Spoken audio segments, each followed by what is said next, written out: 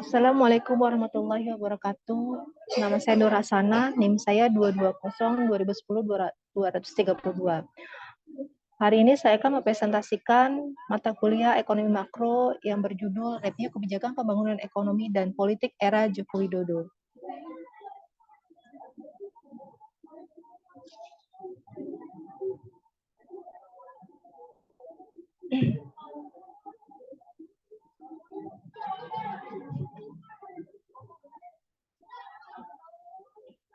Pengertian kebijakan ekonomi. Kebijakan ekonomi adalah mengacu pada tingkatan sebuah kebijakan pemerintah dalam mengambil kebijakan atau keputusan di bidang ekonomi. Kebijakan ini dapat pula mencakup di dalamnya sistem untuk menetapkan sistem perpajakan, suku bunga, dan anggaran pemerintah. Selanjutnya, tujuan kebijakan ekonomi yaitu satu, pertumbuhan ekonomi yang tinggi, yang kedua, distribusi pendapatan yang merata, yang ketiga, kesempatan kerja sepenuhnya, yang keempat, stabilitas harga dan nilai tukar. Selanjutnya, macam-macam kebijakan ekonomi di Indonesia. Yang pertama, kebijakan ekonomi makro, yaitu kebijakan pemerintah yang ditujukan pada semua perusahaan tanpa melihat jenis kegiatannya.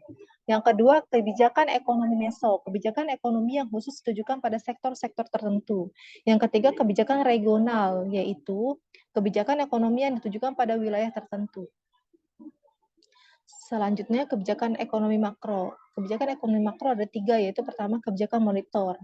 Untuk kebijakan moneter itu untuk menjaga stabilitas harga di dalam negeri dan nilai tukar rupiah terhadap uang asing, khususnya dolar Amerika Serikat. Yang kedua, kebijakan internasional. Efektivitas kebijakan perdagangan luar negeri untuk meningkatkan daya saing ekspor Indonesia. Yang ketiga, kebijakan fiskal. Dalam usaha mengurangi tingkat inflasi yang cenderung meningkat terus. Selain mengeluarkan kebijakan moneter yang sifatnya kontraksi, pemerintah juga mengeluarkan kebijakan fiskal yang non-ekspansif. Nawacita adalah 9 program utama yang menjadi landasan paradigma pembangunan Indonesia. Pada era Presiden Joko Widodo, Nawacita mencoba keluar dari paradigma pembangunan mainstream sejak era Orde Baru sampai pasca reformasi. Yang pertama, menghadirkan kembali negara untuk melindungi segenap bangsa dan memberikan rasa aman pada seluruh warga negara. Yang kedua, membuat pemerintah tidak absen dengan membangun tata kelola pemerintah yang bersih, efektif, demokratis, dan terpercaya. Yang ketiga, membangun Indonesia dari pinggiran dengan memperkuat daerah-daerah dan desa dalam kerangka negara kesatuan. Yang keempat, menolak negara lemah dengan melakukan reformasi sistem dan penegakan hukum yang bebas korupsi. Meningkatkan kualitas hidup manusia di Indonesia. Yang keenam, meningkatkan produktivitas masyarakat dan daya saing pasar di Indonesia, di internasional. Mewujudkan kemandirian ekonomi dengan menggerakkan sektor-sektor strategis ekonomi domestik.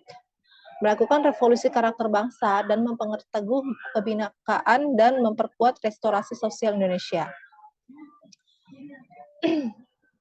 Selanjutnya, studi kasus. Studi kasus dalam pembangunan kota Yogyakarta yang semakin meningkat dan intensif, terutama infrastruktur pariwisata menyebabkan berkurangnya lahan dan tempat tinggal.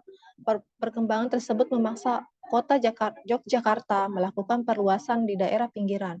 Salah satu wilayah pinggiran yang mengalami dampak yang paling besar adalah Kecamatan Umbul Harjo, yang semula merupakan wilayah pertanian mulai berubah fungsi menjadi wilayah non-pertanian, khususnya permukiman, perkantoran, industri, dan pertokoan.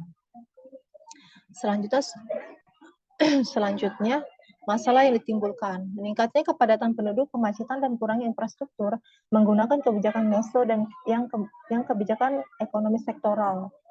Membatasi kedatangan penduduk dari berbagai daerah, melaksanakan pemerataan pembangunan di setiap daerah-daerah.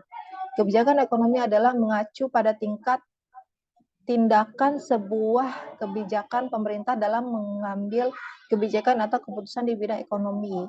Kebijakan ini dapat pula mencakup di dalamnya sistem untuk menerapkan sistem perpajakan, suku bunga, dan anggaran pemerintah. Baik, cukup sekian dari saya. Terima kasih. Wassalamualaikum warahmatullahi wabarakatuh.